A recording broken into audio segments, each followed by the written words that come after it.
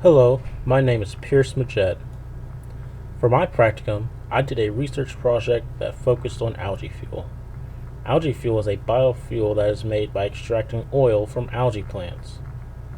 I originally began this project by trying to research and understand why algae fuel was not used more frequently, because on the surface it seems to have a lot of beneficial qualities. But in the US, algae fuel is not a primary source for biofuel. I originally started my research by investigating whether or not algae fuel was the best economic decision for the US. However, as I continued my research, I began to see that what was really crucial to understanding why algae fuel wasn't used often was to compare it to other biofuels that are being used. I focused my research down to comparing the biofuel sources and looking at how effective they are as a fuel source as well as how they impact the environment. Most of my research was based on secondary article analysis.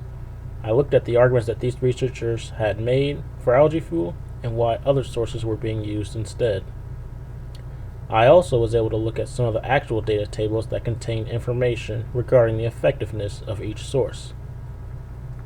Some of the main benefits I found about algae fuel was that algae, when used for biodiesel, actually assimilates CO2 as opposed to just mitigating it. Additionally, algae can be grown in areas that a lot of the other biofuels cannot, and algae has a very minimal impact on the food versus fuel trade-off. For the other biofuels, I discovered that the primary benefit regarding these sources was that the research on how they work as a fuel source has been completed. Some of the limitations I found about algae was that more research is still needed, and the facilities necessary to convert algae into fuel has high production costs. In the end, I found that biofuels are definitely going to be playing a larger role as other fuel sources dry up.